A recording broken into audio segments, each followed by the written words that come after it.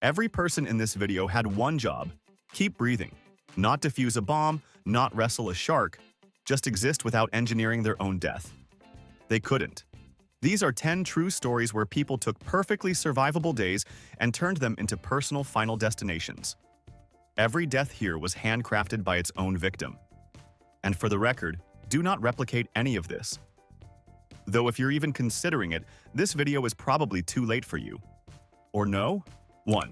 Let's head to the high-stakes world of modern construction, a place where safety regulations are written in blood but are occasionally read with the same level of interest as the terms and conditions on a Candy Crush update. We find ourselves in the sprawling concrete jungle of a rapidly developing metropolis, specifically on the 15th floor of a half-finished skyscraper that was destined to house overpriced condos for people who use summer as a verb.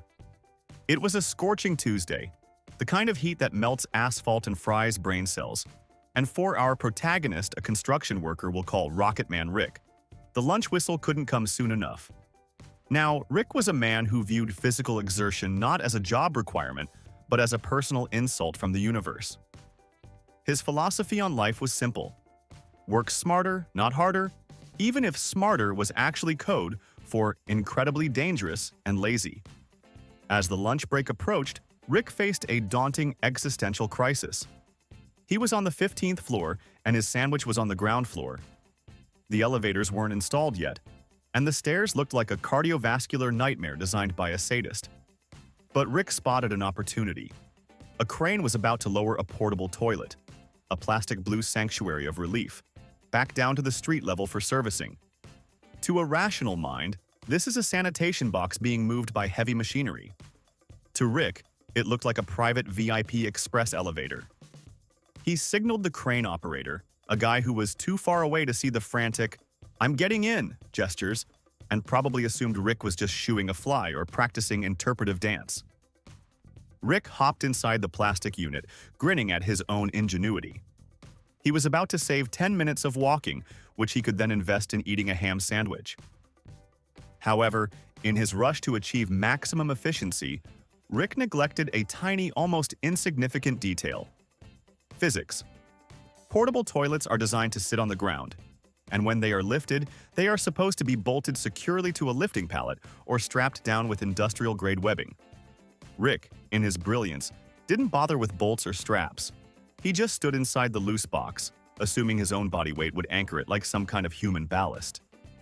As the crane began to hoist the unit, everything seemed fine for the first few seconds. Rick was airborne, the king of the castle, descending in his blue throne. But then, at about the 12th floor mark, a sudden gust of wind, the sworn enemy of unsecured loads everywhere, decided to join the party. The wind didn't care about Rick's lunch plans. It caught the flat, sail-like surface of the porta-potty and gave it a firm, atmospheric shove. Because the unit wasn't bolted to the pallet, the laws of motion took over with terrifying speed. The plastic box tipped, then inverted completely, shaking its contents out like a gambler rolling dice in a back alley. Rick, unfortunately, was the die.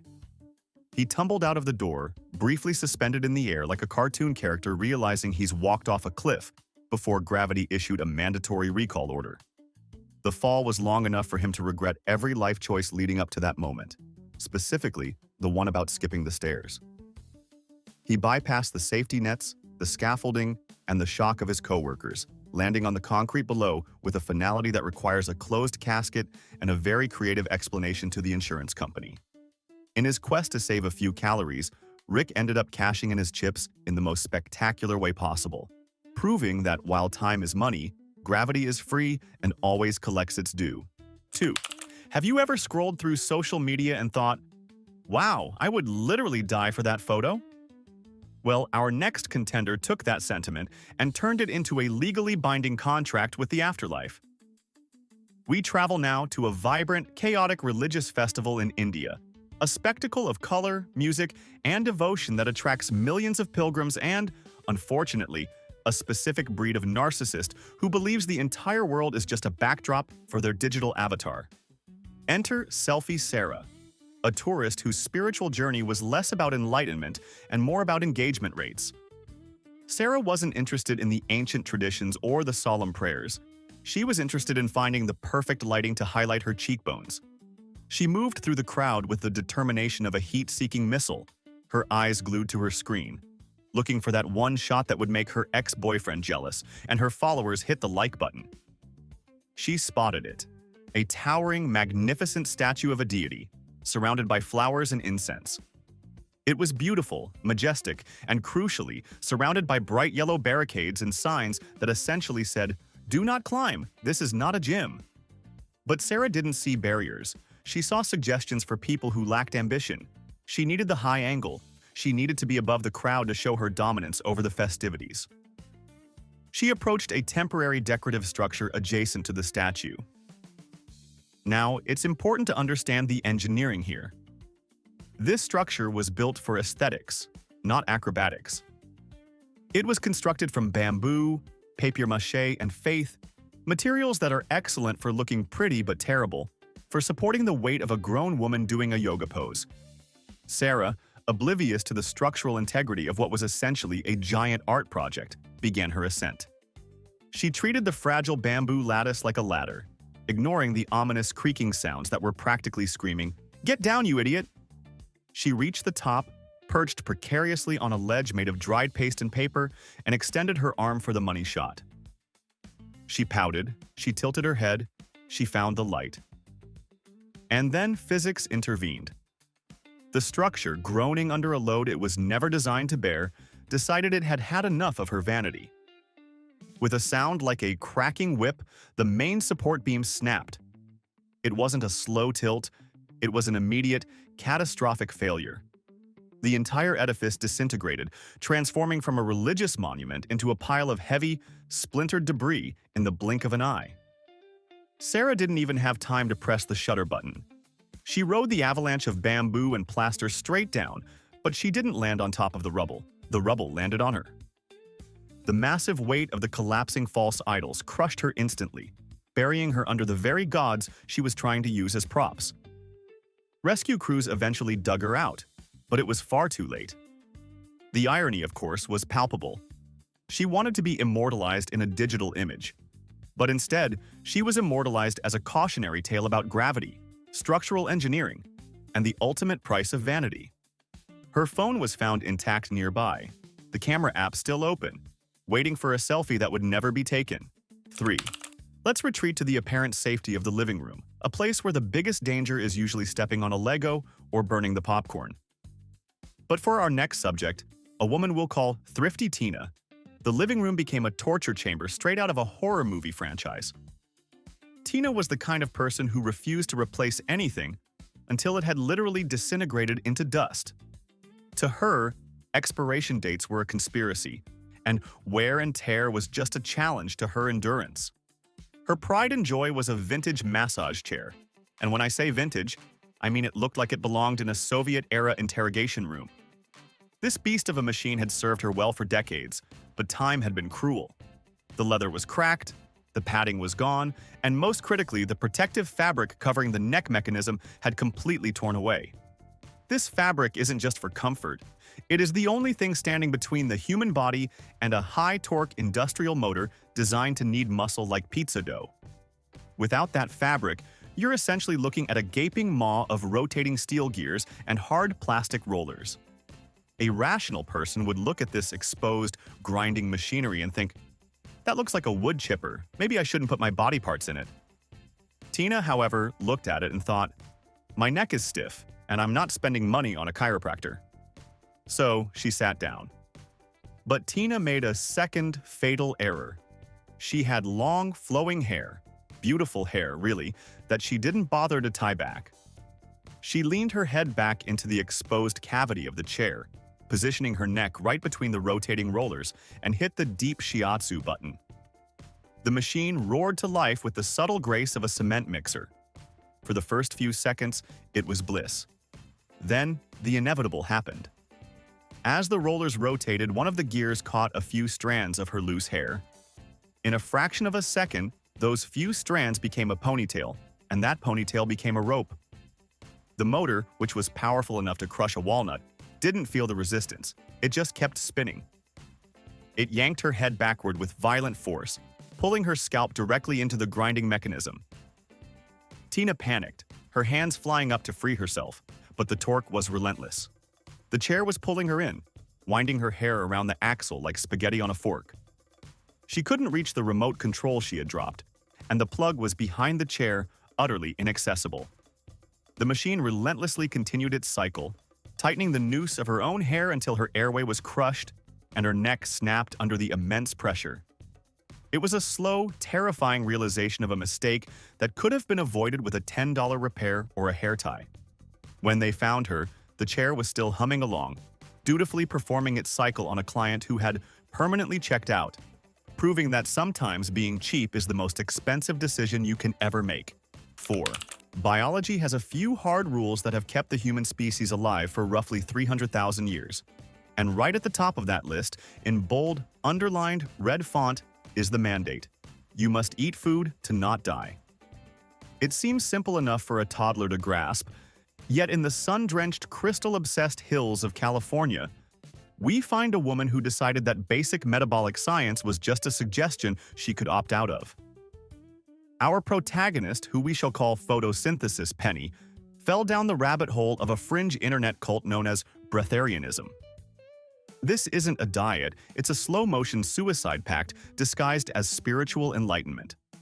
Penny was the type of person who believed that Wi-Fi signals caused bad moods, and that her bank account balance was low because of Mercury being in retrograde, not her spending habits.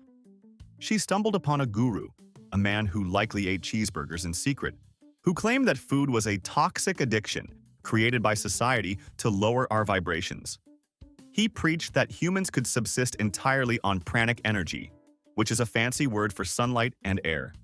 Now, let's be scientifically clear. Unless your skin is green and you have leaves sprouting from your ears, you cannot convert photons into glucose. Penny, however, was convinced she was evolving. She announced to her horrified family that she was transitioning to a light-based lifestyle. She started by cutting out meat, then plants, then water, until her daily intake consisted of staring at the sun for an hour and taking deep breaths. Her body, a biological machine that requires fuel, immediately began to panic. Her friends tried to intervene, pointing out that she looked less like a being of pure light and more like a Halloween decoration. But Penny dismissed their concern as negative energy and food dependency. As the weeks went on, her body began to cannibalize itself, consuming fat, then muscle, and finally organ tissue in a desperate bid to keep the lights on. Penny interpreted the dizziness, hallucinations, and agonizing stomach cramps not as starvation, but as detoxification symptoms, believing she was purging the heaviness of the material world. The tragedy reached its inevitable grim conclusion when Penny decided she needed a purer source of energy. She drove out to a remote desert canyon seeking unfiltered galactic sustenance. She hiked miles away from civilization, set up a meditation mat, and sat under the scorching sun to feed. There were no witnesses to her final moments, but forensic reconstruction suggests she sat there for 2 days, waiting for a cosmic lunch that never arrived. Eventually, her heart, lacking the potassium and energy required to beat, simply resigned. She was found by a hiker a week later, a tragic, desiccated monument to the fact that while the human mind is capable of believing beautiful, impossible things, the human metabolism is a ruthless accountant that demands payment in calories, not vibes. In her quest to transcend biology, she became a permanent part of the geology. 5. There is a specific brand of courage that can only be unlocked after consuming 3 liters of unfiltered lager, and it usually leads to decisions that make emergency room doctors question the future of the human race. This brings us to a windy, overcast field in rural Germany, home to both efficient engineering and, on this particular day, a man named Turbine Tim. Tim was a local legend, mostly known for stunts that involved loud noises and minor injuries, but today he was aiming for the big leagues. He and his friends were stumbling home from a festival, their judgment clouded by a fog of hops and barley, when they encountered a modern wind turbine. Now, to the uninitiated, these white giants look peaceful, rotating with a slow, hypnotic rhythm. But this is a dangerous optical illusion. Those blades are massive, often the length of a football field. And even when they appear to be turning lazily, the tips are moving at speeds exceeding 100 miles per hour, carrying the kinetic energy of a freight train. Tim, however, did not see an industrial power plant. He saw a challenge. He looked up at the spinning blades and, with the confidence of a man who is completely detached from reality, bet his friends a crate of beer that he could climb up and stop the machine with his bare hands. It was a wager against physics, and the house always wins. His friends, equally inebriated but slightly less suicidal, pulled out their phones to record what they assumed would be a funny fail video. It turned into something far worse. The base of every industrial wind turbine has a service door and a maintenance ladder running up the interior of the tower, used by trained technicians with harnesses and, crucially, common sense. Tim had none of these things, but the door was unlocked, because who expects a drunk man to break into a wind turbine at 2 a.m.? And he began his ascent. He climbed the narrow internal ladder for over 100 feet, occasionally stopping to dry heave and reconsider his life choices, but the promise of free beer and eternal glory pushed him upward. After a grueling, sweat-soaked climb, he reached the top of the nacelle and forced open an exterior access hatch. He was now standing on a narrow maintenance platform at the very hub of the turbine, where the 3 colossal blades were attached. The wind up there wasn't a gentle breeze. It was a sustained, howling gale that ripped at his festival t-shirt. The blades whooshed past him with a deep, rhythmic thud, each pass close enough to feel the displacement of air slap his face. A sober person at this altitude would have immediately reconsidered every decision in their life and climbed back down. Tim, who was operating on a blood alcohol level that could pickle a herring, did the opposite. He positioned himself at the edge of the platform, timing the rotation of the blades like a drunk predator stalking prey. As the next blade swept past, he lunged forward and managed to hook his arms around the leading edge of the composite wing. He expected resistance. He expected to feel his manly strength halt the rotation. Instead, the turbine didn't even register his presence.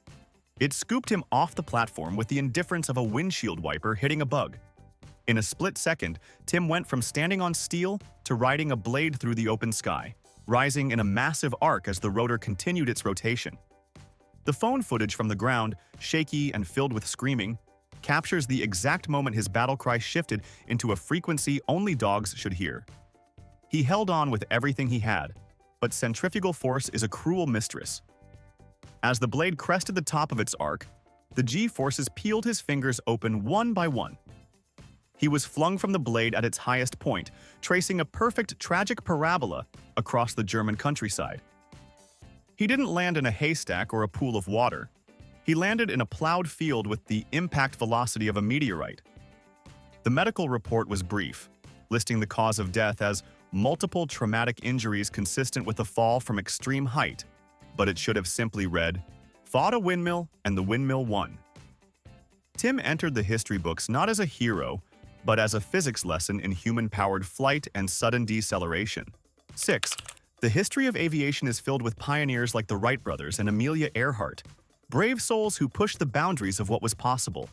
And then, far, far, far at the bottom of that list, buried under a pile of scrap metal and bad ideas, is a man in England we'll call Chopper, Charlie. Charlie was a backyard tinkerer, a man who possessed a garage full of tools but a brain empty of engineering principles. He had a dream to fly, but he didn't have the patience for flight school or the budget for a Cessna. What he did have was a rusted high-horsepower lawnmower engine, some welded steel pipes, and a death wish disguised as a can-do attitude. Charlie spent months building what he optimistically called a personal helicopter. To any observer with eyes, it looked like a flying guillotine. The design was baffling. He mounted the heavy lawnmower engine directly above a plywood seat, and for the rotors, he used 2 heavy bars of sharpened steel. Why sharpened?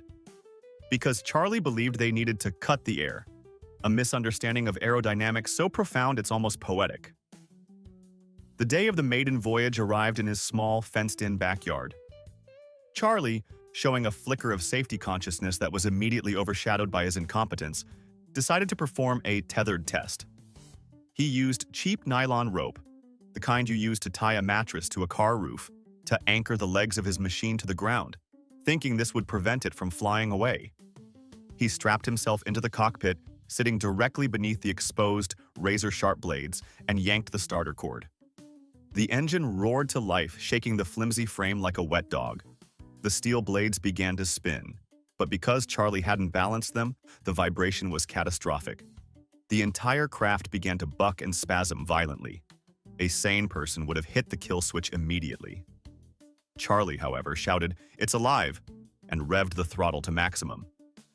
The torque of the spinning blades overwhelmed the frame. The machine didn't lift up, it tipped over. The nylon tethers, which were completely inadequate for holding back a mechanical beast, snapped instantly. The helicopter fell onto its side, but the engine didn't stop. It was now a gas-powered ground-level blender, thrashing wildly across the grass. Charlie was strapped into the center of this chaos, unable to reach the release buckle. The sharpened steel blades slammed into the earth, shattering and sending shrapnel everywhere, but in their chaotic dance, they also sliced through the cockpit area. The machine effectively processed its creator, turning the backyard test flight into a gruesome scene from a horror movie. By the time the engine choked on its own smoke and died, Charlie had been reduced to a past tense verb. He proved that while anyone can build a machine, not everyone should, especially if that machine is essentially a giant, unguided weed whacker with a human sitting inside it. 7. Some people watch nature documentaries and see a brutal, unforgiving fight for survival where only the fittest endure.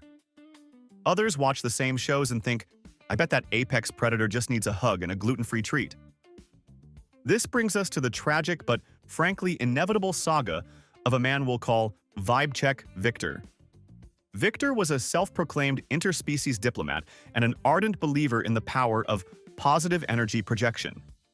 He was convinced that the animal kingdom's aggression was simply a misunderstanding, a result of bad human vibes rather than, say, millions of years of evolutionary instinct to kill and eat things.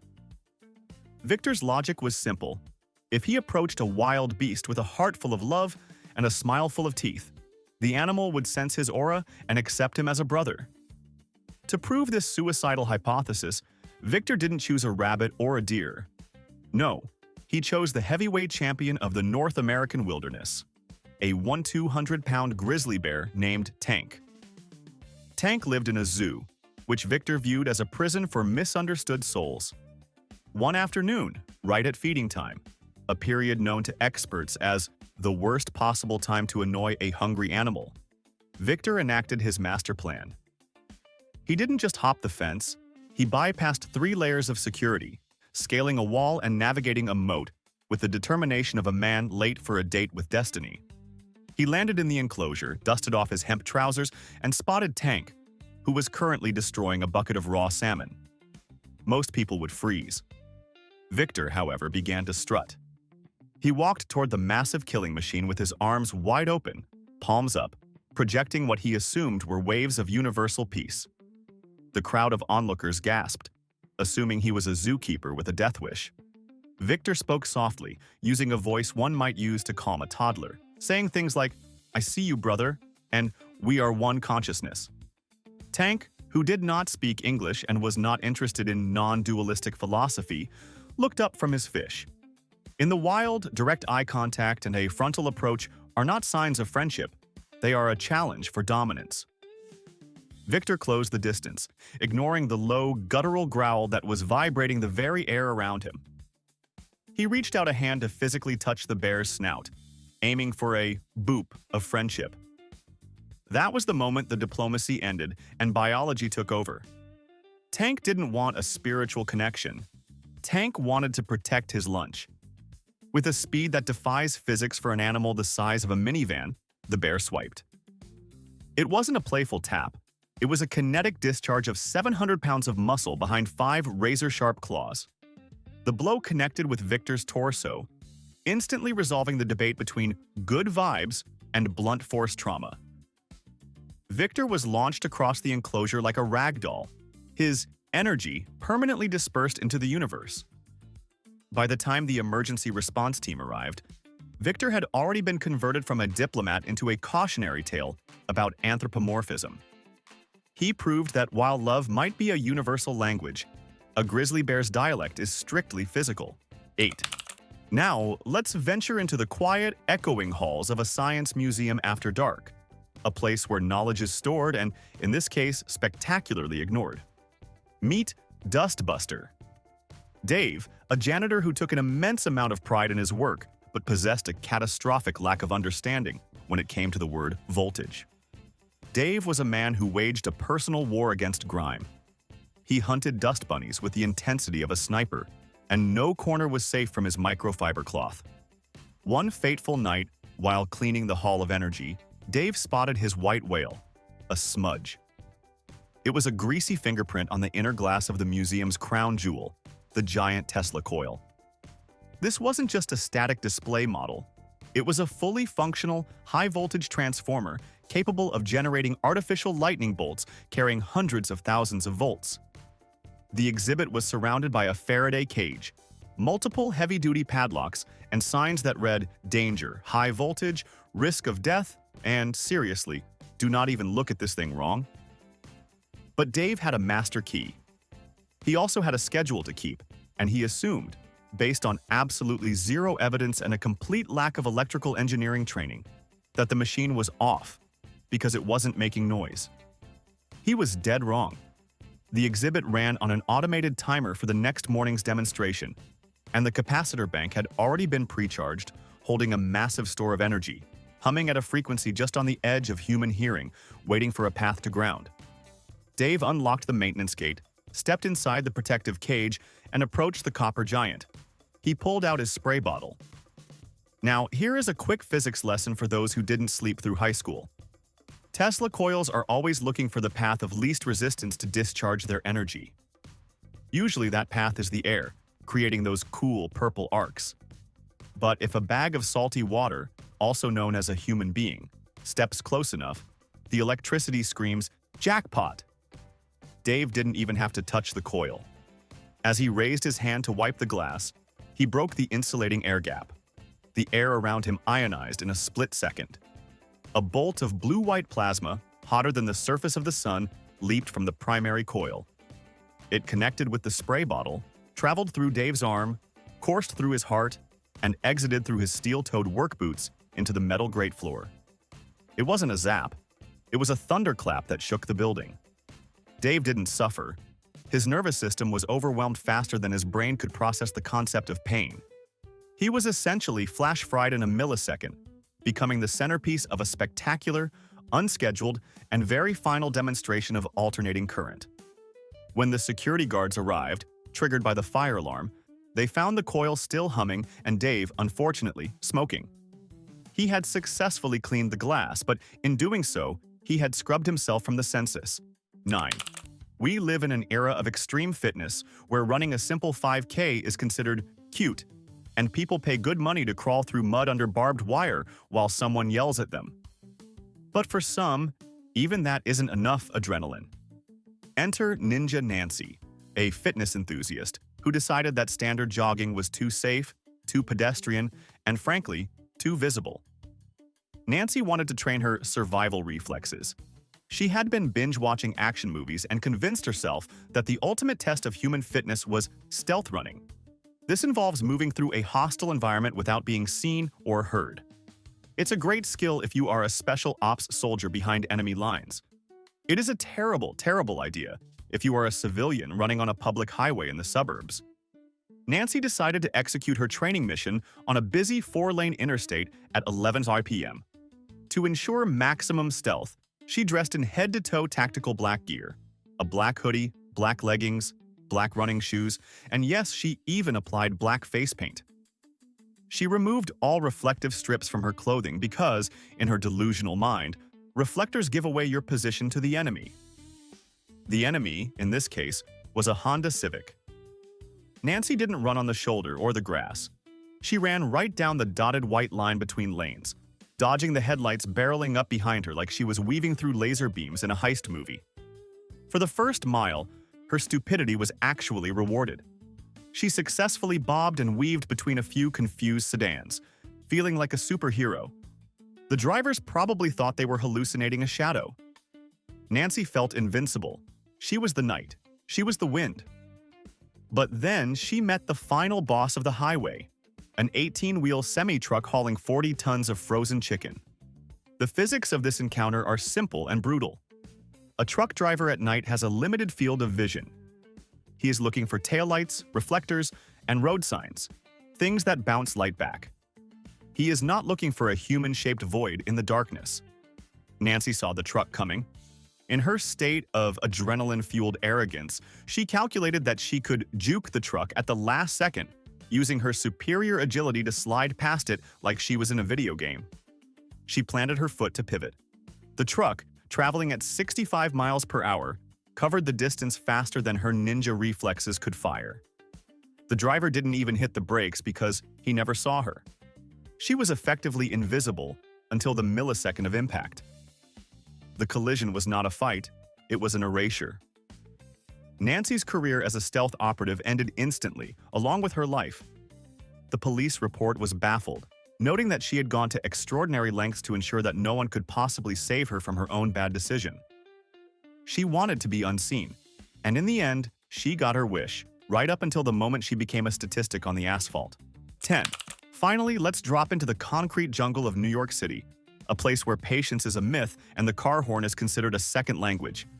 Traffic in New York can break the strongest of wills, but for our final subject, a man we'll call road rage, Ronnie, it broke his connection to reality. Ronnie was stuck in gridlock on a Tuesday afternoon, the kind of traffic where you can watch the seasons change while waiting for a light to turn green. He had been sitting in the same spot for 12 minutes, watching the same pigeon eat a bagel on the sidewalk. Ronnie's blood pressure was rising to levels that could inflate a truck tire. He was late for a meeting that could have been an email, and he decided that he was done with the laws of man. He looked to his right and saw the sidewalk.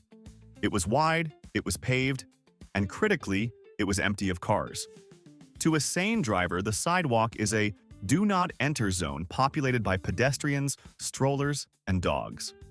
To Ronnie, it looked like a VIP lane that everyone else was too stupid to use. He snapped. With a primal scream of frustration, he yanked the steering wheel of his mid-sized sedan to the right, jumped the curb with a sickening crunch of his suspension, and gunned the engine. He was free. He roared down the pavement, scattering pedestrians like bowling pins. People dived into doorways, screaming, but Ronnie didn't care. He was moving. He was winning. He passed one car, 2 cars, 3 cars. He felt like a genius. He was hacking the system. But Ronnie forgot one crucial detail about city infrastructure. Sidewalks are not empty runways. They are home to street lamps, mailboxes, and the ultimate immovable object, the cast-iron fire hydrant. These aren't just placed on top of the concrete. They are rooted deep into the earth, connected to the city's water main by thick steel pipes. They are designed to withstand incredible pressure. Ronnie's car, made of aluminum, plastic, and ego, was not. As he swerved to avoid a terrified hot dog vendor, the hydrant appeared in his path like a stubby red tombstone. He was doing 50 miles per hour, refusing to wear a seatbelt because it restricted his movement. He slammed on the brakes, but physics had already signed the death warrant. The car slammed into the hydrant dead center. The hydrant didn't budge, not even an inch. It stood its ground with the stoic resolve of a mountain. The car, however, folded around the iron pillar like a piece of origami. The engine block was shoved violently into the cabin, crushing the driver's seat, while Ronnie, lacking a seatbelt, became a human missile within the crumbling chassis. The sudden deceleration turned his internal organs into jelly instantly. In a final, ironic twist, the impact sheared the valve, sending a geyser of water shooting into the air, washing the wreckage of his car in a spectacular, posthumous car wash. Ronnie died as he lived, impatient, loud, and ultimately stopped cold by something he refused to respect. He tried to beat the traffic, but the traffic, and the hydrant, beat him. 10 graves. 0 excuses. Every single casket here was self-service. Now I know for a fact someone watching this has survived something equally stupid. You just got lucky. If that's you, and you know damn well if it is, confess in the comments what you lived through that you absolutely shouldn't have. Hit like if your own life choices suddenly look genius, and subscribe. Next week's batch is somehow even dumber.